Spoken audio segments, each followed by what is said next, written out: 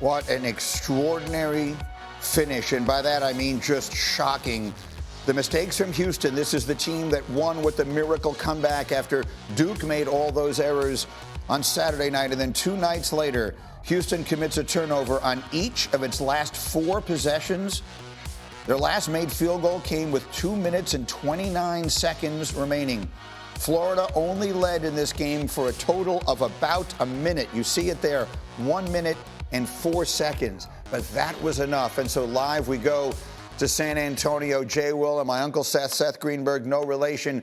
Let's start with that. Look, we will give all the credit in the world to Florida. They're the national champs. They deserved it. Seth, you told me before the tournament began they were the team to pick, and you were right. But let's start with the way that got away from Houston at the end. Through a coach's eyes, Seth, what did you see? The rim, get to the free throw line. They went to the line 19 times. And you can say that Walter Clayton struggled during the game, but he made a huge 3 to tie the game up with 3:14 left, playing off the ball. But a absolutely brutal loss for this Houston team, but a very similar win for the Florida team. They won 4 games in this tournament where they trailed at halftime. They won 4 games in this tournament where you had to come back and make plays. So that was basically just a reflection of what they did to earn this national championship. But a brutal loss for Houston.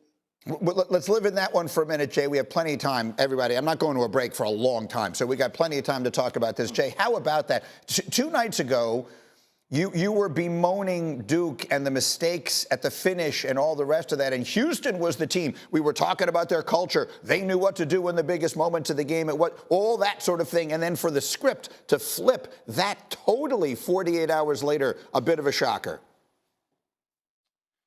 So, Greeny, I think the reason why a lot of people were in pain for Houston, in particular me, right, is at the end of the game, you want the ball in the hands of your best player. Now, Emmanuel Sharp, big-time player. You talk about Uzan, big-time player. But the best player on their team was L.J. Cryer. And the last 2 possessions of the game, he did not get a shot up.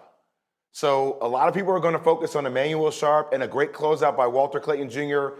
and putting the ball down the ground, not touching it so he can't get the double dribble call. But my thing is the guy who's been averaging 18.6 points per game, the guy that single-handedly kept them in the game in the first half against Duke, the guy that can get the ball going offensively and is a bucket getter, did not get a shot up the last 2 possessions. You had 1 turnover by Sharp where he drives, and everybody in our room was like, where the hell are you going? He's driving towards 3 Florida players. And then the last play design, it seemed like it was for L.J. Cryer, but he passed the ball to Emmanuel Sharp, who made that turnover. And that, as a big-time player, I know that's going to haunt L.J. Cryer not getting a shot up those last 2 possessions. He finished with 19. Yeah. That last play was...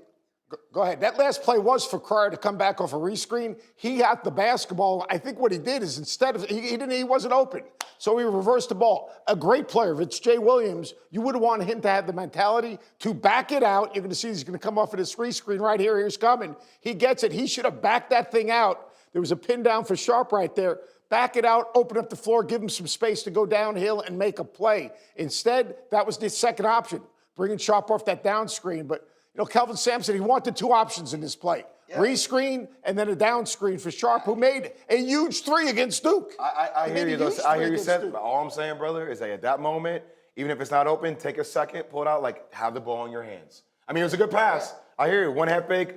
Sharp gets him in the air. He could have made that 3, but I just... If Sharp shot fakes and cracks him, or Sharp shot fakes and drives him, settling to shoot the 3 kind of drove me crazy a little bit. That's all Sharp did the whole game. But that's his game. Although in the game against Duke, if you remember, they got the switch and he attacked Flag and got to the front of the rim in one of the most key parts of the game. Brutal way to lose.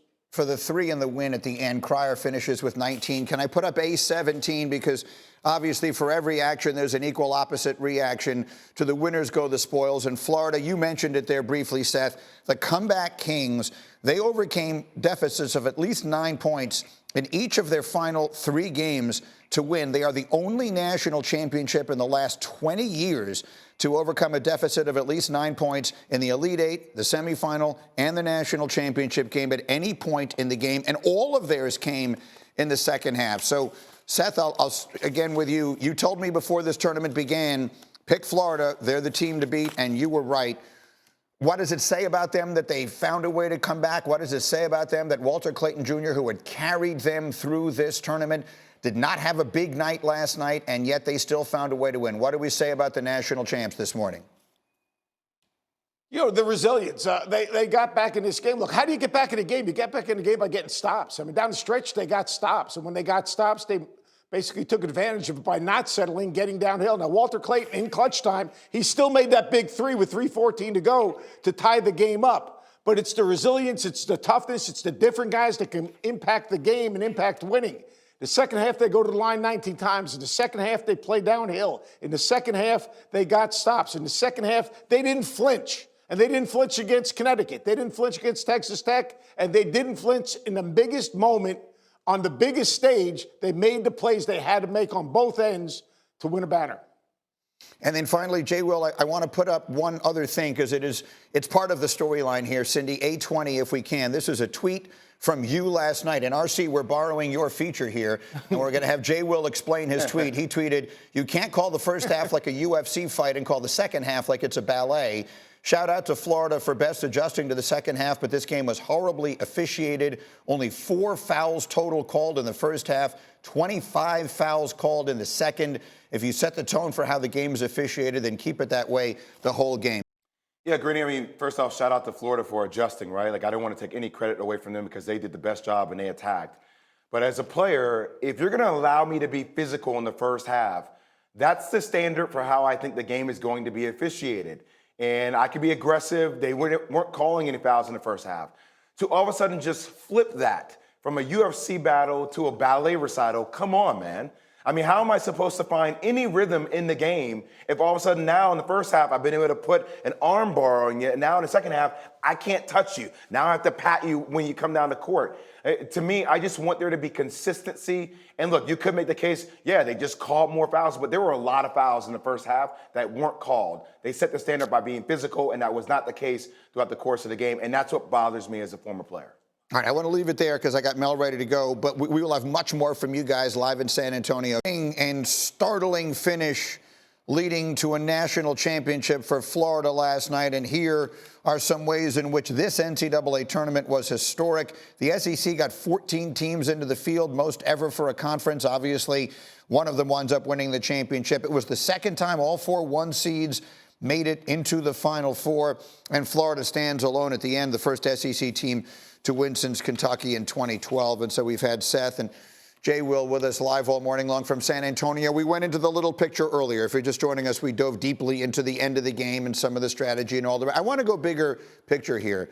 Seth is one who's been around it a really long time. I'm interested to hear your perspective. Steve Lapis said something during one of the games that I agreed with, where he said, watching it, he said, this feels like an NBA game being played with college rules. I thought the quality, generally speaking, the level of play in the NCAA tournament this year was as high as I can remember it being in a very long time, maybe all the way back to when Jay was playing and the stars would stay in the sport for 2, 3, 4 seasons. I feel like there are people who are bemoaning the end of the Cinderellas, but the reality is, if what you're looking for is outstanding, high-level basketball, I think we got it as much as I can remember it in a very long time. If this is the new reality of college basketball, at least as a fan, I'll take it. What were your thoughts, big picture, on what felt like the beginning of something new, Uncle Seth? This is the future of college basketball, and it has to do with the portal, and it has to do with NIL. NIL keeps guys in college, and the portal puts the best players in the best programs, the programs with the greatest resources. And that's just the way it is. And you look what's happening in the transfer portal right now. All the best mid-major players, they're ending up at high-major teams. All of a sudden, all these teams, they're not playing with freshmen anymore. They're playing with juniors and seniors and fifth-year guys. So you're seeing good on good. And this is the future of the game. And you looked at the SEC, for example, 14 teams in the tournament. Are you talking about 7 teams in the Sweet 16, 4 in the Elite 8? So the future of college basketball, whether you like it or not, all right, with the NIL and with the portal, the best players are going to end up basically in the best conferences playing on the biggest stage. And I think it's great for college basketball. I'm all for good on good. I'm all for the best players and the best teams playing to win a national championship. Cinderella's great in the first and second round, but when it comes to the Sweet 16 moving forward, I want to see good on good. What do you think, Jay? Granny, so 14 teams in the tournament, 7 teams in the Sweet 16, 4 teams in the Elite Eight, 50% in the Elite Eight, 2 teams in the Final Four, and then you get crowned national champion. I remember a day when we used to talk about certain schools were called football schools, and you're like, well, they allocate all their resources towards football.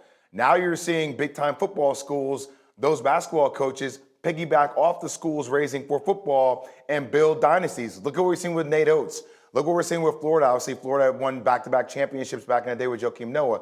But you're seeing a disbursement and allocation of resources from these schools that are just different. And Seth hit the nail on the head.